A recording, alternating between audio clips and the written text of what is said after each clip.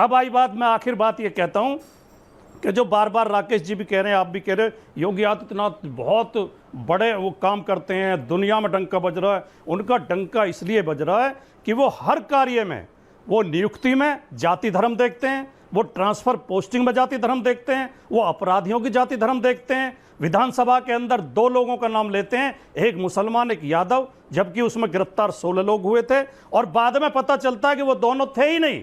जिनके नाम मुख्यमंत्री विधानसभा के अंदर खड़े होकर ले रहे थे वो उसमें थे ही नहीं।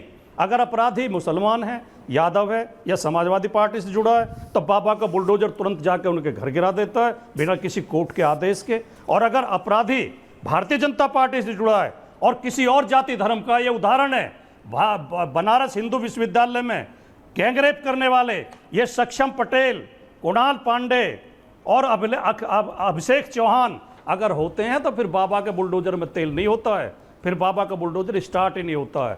इतनी ये भेदभाव, इतने बेईमानी, इतने लोगों के खिलाफ नफरत का जो व्यक्ति सोच रखता हो, उसकी मैं किसी भी तरह जल्दी क्विक बहुत लंबा। Okay got. लेकिन आज उत्तर प्रदेश के पिछड़े दलित जो, राकेश जी आ रहा हूं, राकेश जी आ रहा हूं, वापस आ रहा हूं। सुब्रत पाठक जी, राकेश जी वापस आ रहा हूं, राकेश जी वापस आ गए, इसलिए ओके भाटी, राकेश जी वापस आ रहा हूं। तो सवाल पूछ रहा हूं राजकुमार भाटी से। राजकुमार भाटी, डिंपल यादव चुनाव हार गई थी, तो क्या डिंपल यादव की कोई हैसियत नहीं है?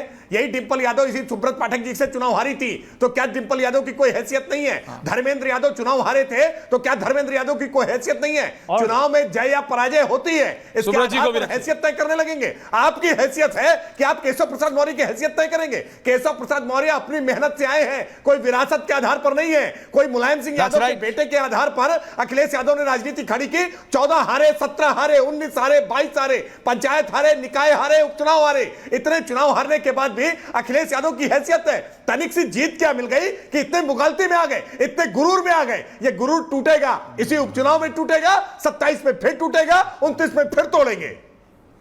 Point taken. भाटी जी, अभी ये केशव प्रसाद मौर्य इतने हैसियतदार आदमी हैं तो उन्हें स्टूल पर क्यों बैठाते हो? उन्हें सोफा क्यों नहीं देते बैठने के लिए? उन्हें खड़े क्यों रखते हो मीटिंग में? इनको बहुत दुख है। उनके पास सोफा। सुब्रत पाठक जी, एक सेकंड। सुब्रत पाठक जी, एक सेकंड। नागर साहब, सुब्रत पाठक जी, नागर जी, सतीश के सिंह जी, रिलैक्स भाटी, रिलैक्स भाटी। ये बहुत बात उठ रही थी कि बाबा रहेंगे नहीं रहेंगे, क्या होगा, बाई इलेक्शंस तक रहेंगे। कई लोग चला रहे थे हर 30 सेकंड में बड़ी खबर, ये आ रहा है वो आ रहा है। सुब्रत पाठक जी, आप सांसद रहे, अभी करल मैनपुरी में दोबारा बाई इलेक्शन है, फूलपुर में 10 जगह है उत्तर प्रदेश में। आपको लगता है बीजेपी कितनी सीट जीत पाएगी इन 10 में से?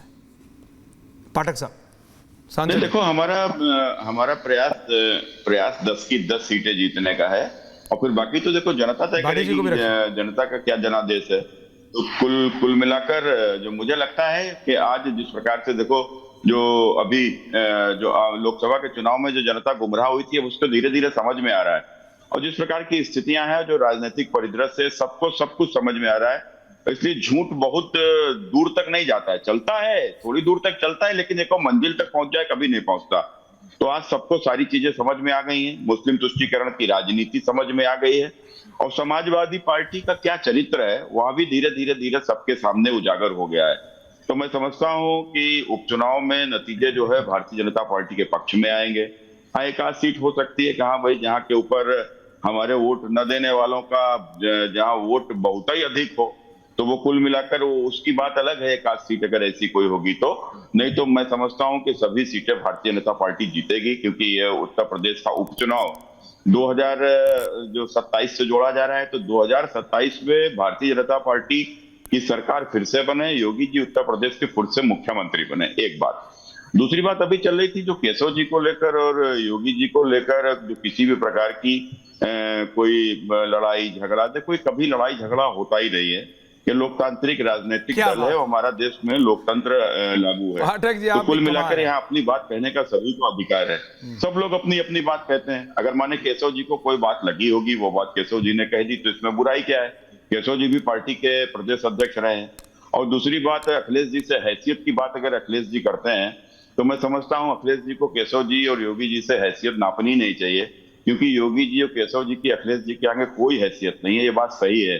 योगी जी बहुत निम्न परिवार से आए हैं, केशव जी भी बहुत निम्न परिवार से आए हैं।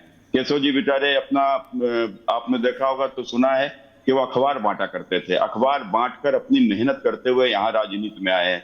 योगी जी जिसने निम्न परिवार से आए हैं, आज भी उनकी बहन जो है, आपने देखा होगा कि वही चाहे वह अपना फूल पत्ती बेचने का काम करती है। क्या ऐसा कोई मुख्यमंत्री होता है क्या?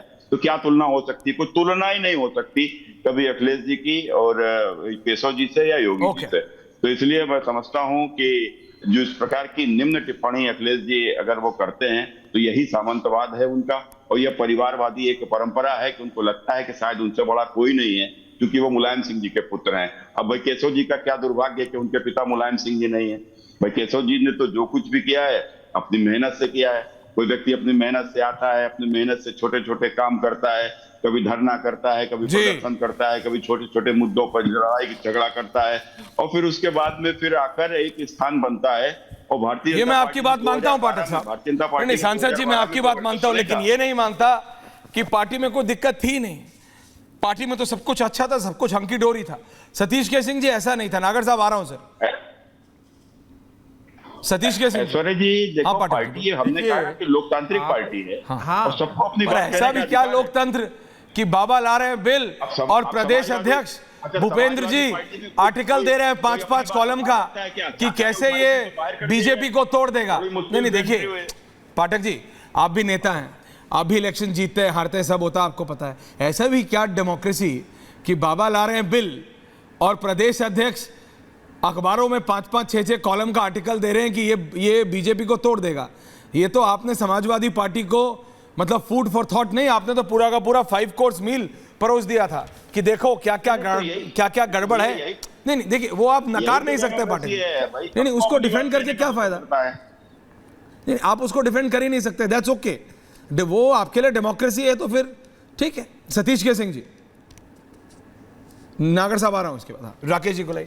ऐश्वर्या जी, आपने जो आज टॉपिक चुना और जो आपने शुरुआत में पूरा इंट्रोडक्शन पढ़ा, तो ऐसा लग रहा था कि ये प्रशस्ति पत्र है योगी जी के लिए, और translate that what I will do that कर रहे हैं और कह रहे हैं कि हाँ खटपट थे। हाँ ठीक है, आप करिए सर, ये आपका अधिकार है, आप करते रहिए। दूसरी बात कि भाई कोई डिप्टी चीफ मिनिस्टर कैबिनेट के मीटिंग में न जाए और दिल्ली में फिरता घूमता रहे। तीसरी बात कि कोई डिप्टी चीफ मिनिस्टर कहे संगठन सरकार से बड़ी है, और मुख्यमंत्री कहें कि संगठन पर कुछ इस तरह के कुछ क्वेश्चन मार्क उठाएं, तो ये बहुत लाजमी चीज़ है कि ये सवाल थे। ये इसका मतलब ये नहीं, मैं यहाँ पर भाटी जी का थोड़ा सा, हालांकि पार्टी लाइन पर नहीं मैं बोलता, लेकिन भाटी जी के एक लाइन को मैं पकड़ने का प्रयास कर रहा हूँ। देखिए